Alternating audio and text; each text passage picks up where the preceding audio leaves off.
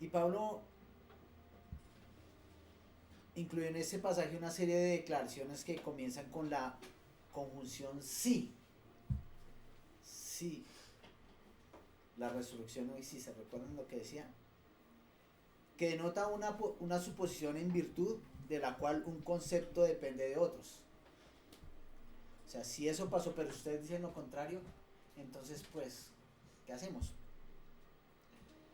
Por ejemplo, él comenzó su lista de suposiciones diciendo, si Cristo no ha resucitado, ¿recuerdan? Digo, si Cristo no ha resucitado, pero él no se trata de evitar la charla, ni de poner en duda lo que sucedió, porque pues, si por lo que ellos dijeron, entonces no sucedió, pero no fue así, sí sucedió. Entonces Cristo no ha resucitado. No se trata de hablar de eso. Miremos algo. Dice Pablo, yo tengo una base. ¿Esa base quién es? La roca. Es Cristo. O sea, él no se va a detener en evitar hablar sobre el tema. 1 Corintios 15. Estamos hablando de la resurrección. Perdón, tengo un poquito de se me lengua la traba, dijeron. Y la roca es Cristo. Porque Cristo sí regresó de entre los muertos. Y Él mostró y nos habló de quienes lo habían visto, de quienes habían sido testigos de la resurrección de Cristo. Él enumeró, recuerdan que primero vio a los discípulos y que después se le presentó a 500 personas y que todos lo vieron. Porque fue muy importante y la resurrección es parte vital del evangelio que predicamos. En nuestro caso nosotros le creemos a los apóstoles, que fueron quienes testificaron que habían visto a Cristo resucitado. Y estuvieron dispuestos a ¿qué? A morir por causa de esa declaración. Ellos estuvieron dispuestos a morir y murieron por confesar que Cristo resucitó de los muertos. Nosotros mismos podemos juzgar si ellos estaban en lo cierto o no. ¿Estaban equivocados? No estaban equivocados. Pero podemos entender que ninguna persona muere por decir una mentira. O sea, no se va a mantener en la mentira hasta que muera. No ellos se mantuvieron hasta la muerte por confesar la verdad en Cristo. Porque no era una verdad. Si vemos en el versículo 20 y leemos, es muy bonito, que dice que Cristo al resucitar fue el primer fruto de todos los que durmieron. Es decir, de los que pasaron por el descanso y el sueño de la muerte. Pero antes leíamos esa frase que decía Adán, porque todos mueren por Adán. Es decir, que la prueba de que pertenecemos a la familia de Adán es que todos vamos a morir, a menos que el Señor nos recoja con su iglesia. Y la frase que sigue ahí después dice, en Cristo todos tendrán vida. Nos recuerda que nuestra esperanza firme está ¿en quién? En Cristo Jesús. Como él mismo dijo, Él es la resurrección y la vida. ¿Recuerdan que Cristo dijo eso por allá en Mateo? Porque yo soy la resurrección y la vida. En el versículo 23 continúa la frase, pero cada uno en su debido orden. O sea que no habrá una resurrección general única, así que todos, sino dice en su debido orden. O sea que no habrá una resurrección general única. Es interesante notar que al estudiar la palabra podemos recuperar la verdad bíblica, pero no toda. Creemos que estamos viviendo en un día en el que existen muchos estudios bíblicos en el área de la escatología. Cuando hablo de escatología estoy hablando de los sucesos futuros. Cuando hablo de escatología es de lo que se profetiza, de lo que hablamos cuando decimos va a suceder, va a pasar, pero es por lo que ha escrito la palabra, por lo que Dios dejó escrito en la palabra, no es por lo que viene a nuestro corazón, es por lo que Dios nos revela a través de su palabra. Por eso es importante leer la Biblia, y les insistimos a todos, lean la Biblia, toda la Biblia, desde el principio hasta el final, hay que leerla toda y darse el tiempo de estudiarla para comprender lo que dice la palabra, porque actualmente cuando hablamos de profecía pasan muchas cosas que no son correctas, que no están hablando sobre Cristo, que no se enfocan en Cristo de cómo vendrá en el futuro. Se enfocan en las cosas del hombre, en la carne del hombre, en la conservación de las posesiones del hombre. Pero esas enseñanzas son falsas y absurdas delante de la palabra. Esas enseñanzas son totalmente equivocadas delante de la palabra. Porque cuando hablamos de Cristo, nuestra esperanza está puesta en que Él resucitó y que vendrá por su iglesia y que nosotros somos parte de esa iglesia. Amén. Así que yo les recomiendo que antes de leer Apocalipsis, lea toda la Biblia. Porque no es fácil llegar a Apocalipsis y encontrarse con todo lo que va a pasar ahí. Debemos estar preparados porque hemos leído toda la Biblia, hemos estudiado cuidadosamente. La profecía es importante, pero no es el todo. Porque cuando llegue Cristo, ya es como dice Pablo, ya lo que parcialmente conocemos, ya no será más, porque conoceremos totalmente su presencia, ¿no? Lo conoceremos a Él totalmente como es. Entonces, todo será dado en su debido tiempo, en el orden que Dios quiera.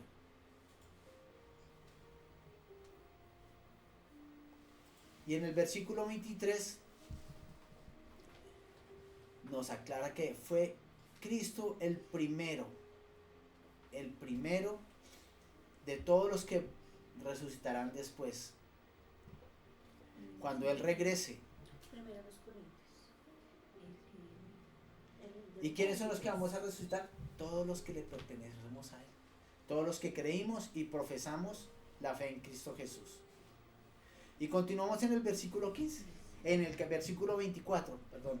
1 Corintios 15, 24. Donde retomamos el estudio. 1 Corintios 15, 24.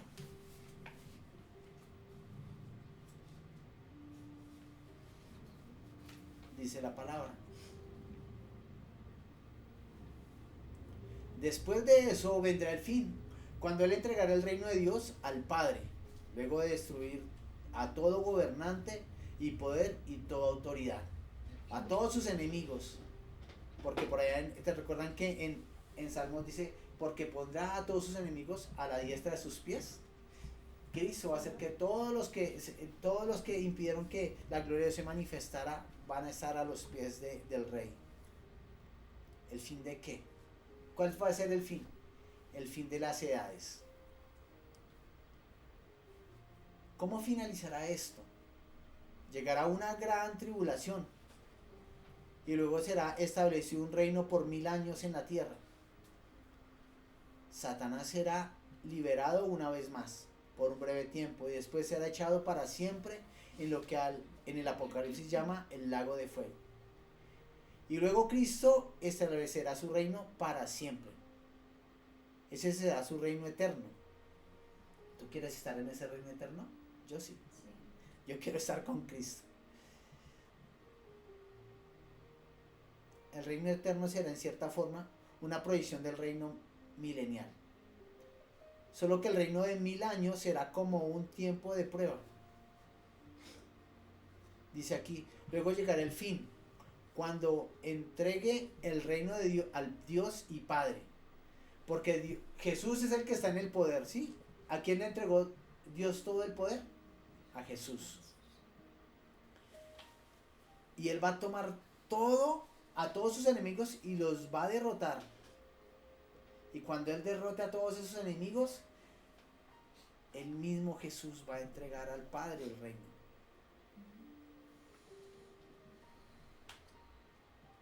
Jesús va a derrotar a las autoridades, a los poderes, a los señoríos. Y en el versículo 25 dice, pues Cristo tiene que reinar hasta que humilla a todos sus enemigos debajo de sus pies. ¿A quién se refiere ahí? Pues a Satanás y a todas sus potestades. Recordemos lo que dijo Jesús en Mateo 28, 18.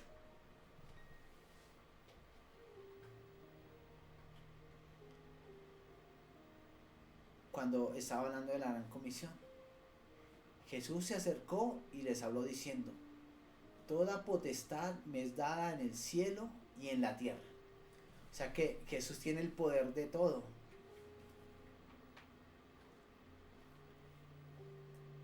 ¿Y por lo que habla Pablo después de eso viene una gran victoria?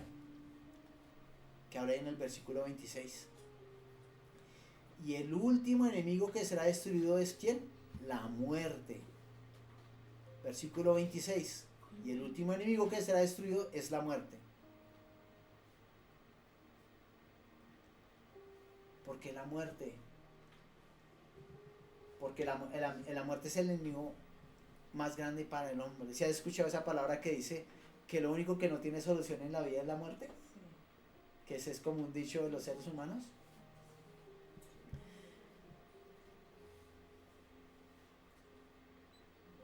Pero Jesús va a derrotar la muerte en ese momento. En el versículo 27 dice de 1 Corintios 15, versículo 27, nueva traducción viviente.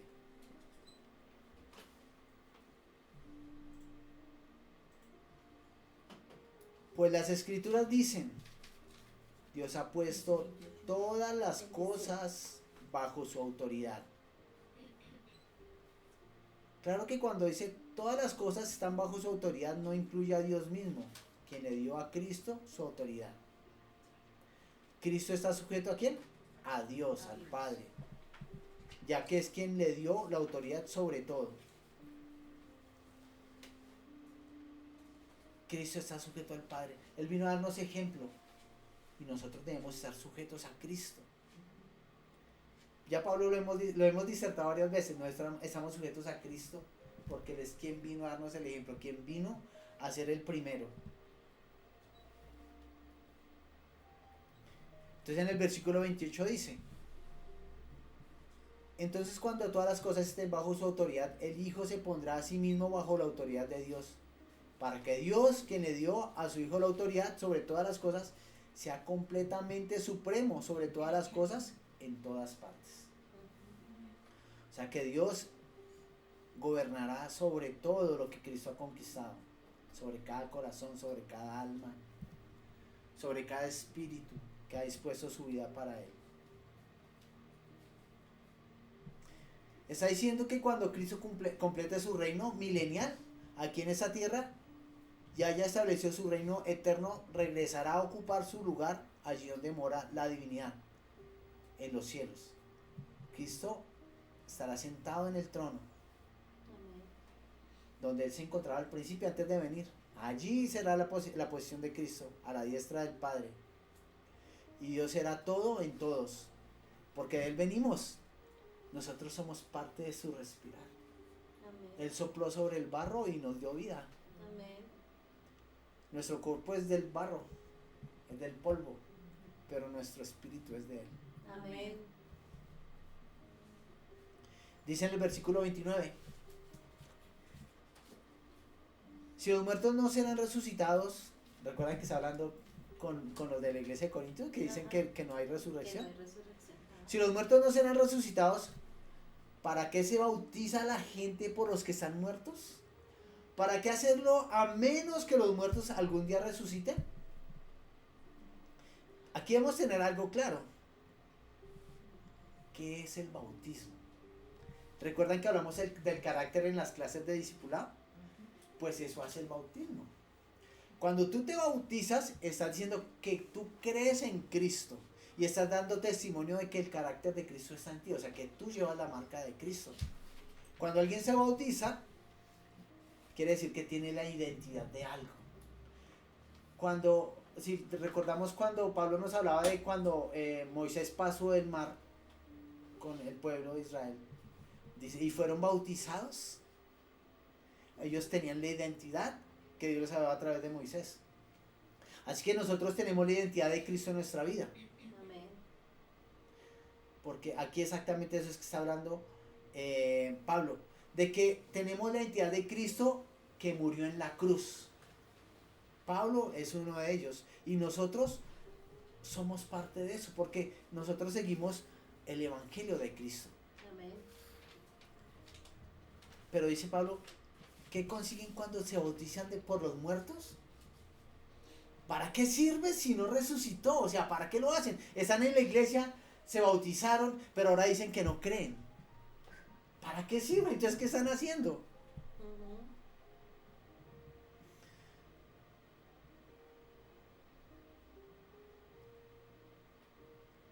¿Quién fue el que murió por todos? ¿Y quién resucitó? Jesucristo.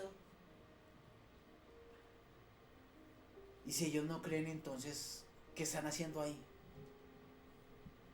¿Qué están haciendo ahí? Es como cuando un cristiano trae una idea loca a la iglesia. Y me parece, nos pasó. Yo me acuerdo que alguna vez escuché a alguien y yo llegué a la iglesia diciendo, no, es que las potestades están, bueno, me acuerdo de que hablé un poco de locuras. Y entonces apenas me miró el pastor, uy, pero están cautivas en no sé dónde. No me acuerdo de que había un tema, pero apenas me miró, abrió los ojos y, ¿qué está haciendo? O sea, estudiando equivocadamente, escuchando a quien no debemos escuchar. Dice ahí en el versículo 30. ¿Y para qué nosotros a todas horas podríamos en peligro nuestra vida? Pues juro, amados hermanos, que todos los días enfrento la muerte. Eso es tan cierto como el orgullo que siento por lo que Cristo Jesús, nuestro Señor, ha hecho en ustedes. Pablo los confronta con el hecho de que si Jesús no había resucitado, ellos están en la iglesia y que al bautizarse ponen en peligro su vida. O sea, están diciendo que son cristianos porque ellos están en la iglesia y todo el mundo que los ve salir de la iglesia o de los grupos, ay, ellos son cristianos. Ay, ellos están con Pablo. Ellos son del camino. Pero se están poniendo en peligro de muerte pues porque no van a ir a ningún lado. O sea, estoy aquí porque por diversión, por gozo. No, porque es que me siento bien cuando estoy en iglesia. Uy, yo levito cuando estoy en la alabanza. He escuchado a mucha gente decir eso. Pero eso no sería peligro de muerte para sus vidas. Eso es ser insensato. Porque si estoy en lugar, estoy porque sigo a Cristo. O sea, si están aquí es porque siguen a Cristo, porque seguimos a Cristo. Pero sería insensato estar aquí y decir, no, es que yo no creo en eso. No, creo en lo demás, pero en eso no creo. En una parte sí. Si el Evangelio se basa en la resurrección de Cristo, en la vida eterna junto a Dios. Así que, ¿en qué se identificaban con Cristo? Y en Romanos 6, 3, 4 hay una aclaración que hace Pablo muy buena.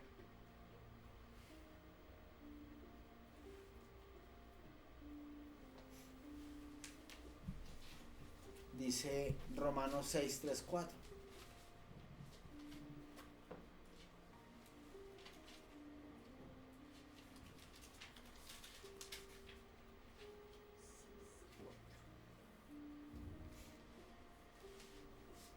¿O acaso olvidan que cuando fuimos unidos a Cristo Jesús en el bautismo, nos unimos a Él en su muerte? Pues hemos muerto y fuimos sepultados con Cristo mediante el bautismo.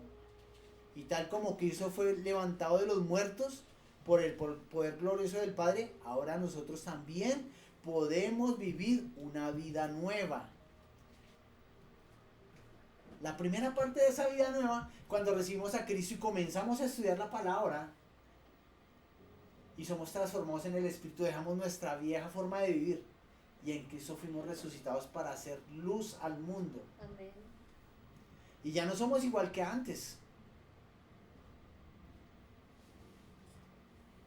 Pero ahora si el Señor no resucitó, estoy soportando sacrificios inútiles, dice Pablo. Ya que paso por peligros muy grandes por predicar el Evangelio, que casi lo llevan a la muerte, por llevar el Evangelio. Y hay un relato interesantísimo sobre eso que está en Hechos 14, 8 al 20.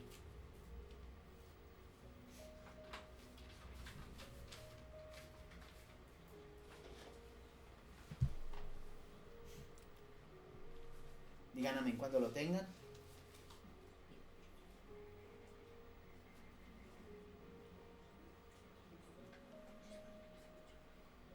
Hechos 14, 8 al 20.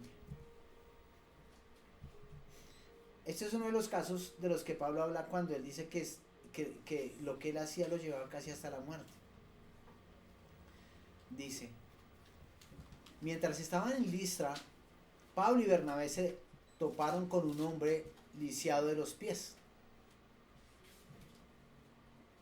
Como había nacido así, jamás había caminado. Estaba sentado, escuchando mientras Pablo predicaba. ¿Qué hay en un cristiano? Mire, Pablo lo miró fijamente y se dio cuenta de que el hombre tenía fe para ser sanado. ¿Qué vi en su cara? Necesidad. Yo quiero. Así que Pablo lo llamó con voz alta. ¡Levántate! Y el hombre se puso de pie de un salto y comenzó a caminar. Cuando la multitud vio lo que Pablo había hecho, gritó en su dialecto local. ¿Sí ven que Pablo era políglota? Esos hombres son dioses en forma humana. Decidieron que Bernabé era el dios griego Zeus y que Pablo era Hermes, por ser el orador principal. El templo de Zeus estaba situado justo fuera de la ciudad, así que el sacerdote del templo y la multitud llevaron toros y coronas de flores a las puertas de la ciudad y se prepararon para ofrecerles sacrificios a los apóstoles. Oye, es causar esa sensación, pero para creer en la gloria de Dios, ¿oíste?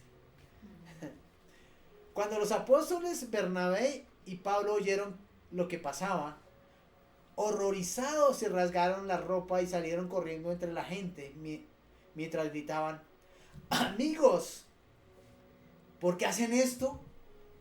Nosotros somos simples seres humanos, tal como ustedes. Hemos venido a traerles la buena noticia de que deben apartarse de estas cosas inútiles y volverse a Dios viviente, quien hizo el cielo y la tierra, el mar y todo lo que hay en ellos. En el pasado Él permitió que todas las naciones siguieran su propio camino, pero nunca las dejó sin pruebas de sí mismo y de su bondad. Por ejemplo, les envió lluvia y buenas cosechas, y les da alimento y corazones alegres. No obstante, aun con estas palabras, a duras penas Pablo y Bernabé pudieron contener a la gente para que les ofreciera sacrificio. Para que no les ofreciera sacrificio, perdón. Luego unos judíos llegaron de Antioquía e Ícono. ¿Unos qué? Judíos. Ahí comenzó el problema. Y lograron poner a la multitud de su lado. Apedrearon a Pablo y lo arrastraron fuera de la ciudad, pensando que estaba muerto. Pero los creyentes lo rodearon. ¿Qué pasa cuando lo rodean? ¿Qué pasa cuando hay unas personas que rodean a otras? Oran. Y él se levantó y regresó a la ciudad. Al día siguiente salió junto con Bernabé hacia Derbe. Y aquí es donde creemos que Pablo tuvo la revelación de Cristo, porque muy seguramente murió apedreado, pero él resucitó. Y aquí es donde los estudios dicen que él pudo haber tenido esa visión que hice, y tuvo una visión donde subió al tercer cielo. ¿Recuerdan que hablamos de eso? Ese pudo ser el momento. Y este es apenas uno de los relatos donde Pablo sufrió una situación de muerte por predicar el evangelio. Y yo no creo que alguien llegue tan lejos por mantener una mentira. Él mantenía la verdad de la resurrección de Cristo. Y este es uno de los testimonios que se pueden dar de Pablo, de todo lo que sufrió a causa de esa situación. Dice en el versículo 32 de 1 Corintios 15. 1 Corintios 15, 32.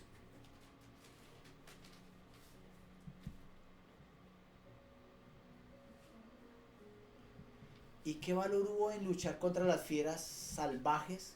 Esa gente de Éfeso, si no habrá resurrección de los muertos. Y si no hay resurrección, comamos, que mañana moriremos. Comamos y bebamos, que mañana moriremos. En el libro de Hechos de los Apóstoles, en el versículo 18-23, desde el versículo 18-23, apunten eso, hasta el 19. Libro de Hechos de los Apóstoles. Desde el versículo, en el capítulo 18, versículo 23, hasta el versículo 19-40, 18-23, hasta el 19-40, podemos encontrar todo lo que, todo lo que le sucedió a Pablo en Efeso. Y a eso es que se refiere Pablo, a esas luchas que él tuvo. Y dice que parece que lo han metido en una jaula con leones. Porque con esas fieras.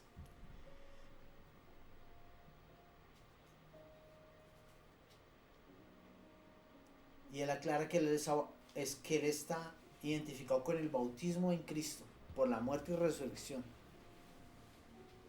Eso era un hecho tremendo. Pero, ¿saben esas palabras que él dice? Entonces comamos y bebamos, ¿de dónde vienen? Yo hace 8 días lo hablé. Pero sé que encontré que hay una influencia anterior, 300 años antes. Por la filosofía hedonista y epicúrea. Ellos eran, y aunque las dos se oponían, porque unos creían en el destino y otros no, porque unos creían en que la felicidad estaba en el placer corporal y los otros no, los dos decían, comamos y bebamos. No creían en la resurrección. Y esa influencia, recuerdan que hablamos de los sofistas, esas influencias filosóficas griegas, tocaban aún a estos hombres porque es que se tenían 300 años de antigüedad. Entonces no era tan fácil quebrantar esa cosa que había en el corazón de los hombres. Es como nosotros ahorita, esa cultura de los hombres.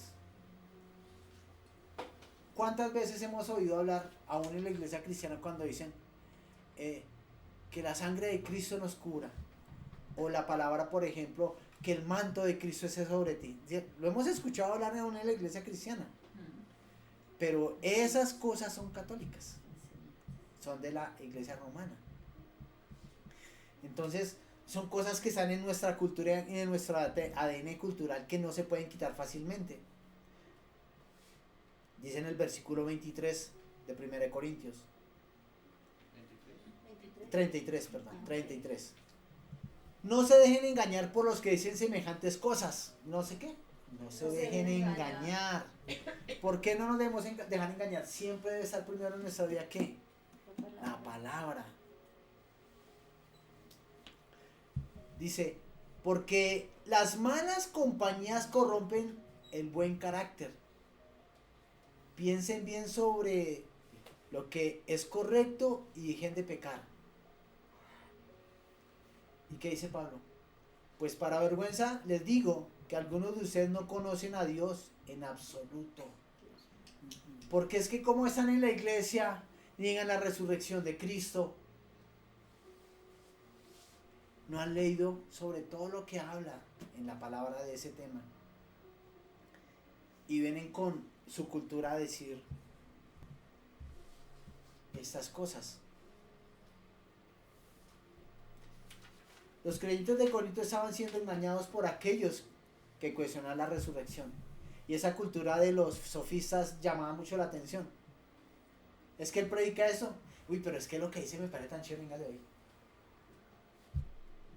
Quiero ser como usted. Quiero aprender, quiero escucharlo más. Pero la palabra dice lo contrario. Y los hechos de toda la vida del pueblo de Israel y del mundo a través de la palabra están revelados. Entonces, ¿a qué le pongo atención? ¿A esto o a una idea? Por eso decía Pablo, la mejor idea del hombre no es comparada con la idea más pequeña de Dios. No puede ser con la de sabiduría de Dios. Lo más pequeño de la sabiduría de Dios no puede ser comparado a la sabiduría más grande del hombre. Porque si lo de Dios siempre va a ser superior. Amén. Siempre va a ser maravilloso. Por eso el evangelio es locura para el hombre. Por eso cuando tú le hablas de la salvación a otro, dice, ¿qué me va a salvar? Tú sabes que es de la vida eterna. Pero él no sabe porque no cree en la vida eterna. Él no sabe en la transformación del espíritu. Porque antes vivías en la oscuridad, pero ahora vives en las luces de la palabra. Y aquí Pablo les dice, no busquen donde deben buscar. Busquen donde es correcto. Desde el principio hemos aprendido que Pablo les dice, si ustedes son muy espirituales, si se creen muy espirituales, deben saber esto. ¿Y de qué hablamos? El espiritual es aquel que busca la palabra y la presencia de Dios. Amén. En oración. Porque busca agradarle a Dios. No busca su propia complacencia, como decían los sofistas. ten placer y evita los problemas. Y así hay gente que vive ahora, porque esa filosofía hasta ahora persiste. Hay gente que busca no tener ningún problema y vivir placenteramente toda su vida. Pero eso les dará la vida eterna. Eso los llevará a la resurrección. De ninguna manera. Vamos a ponernos de pie.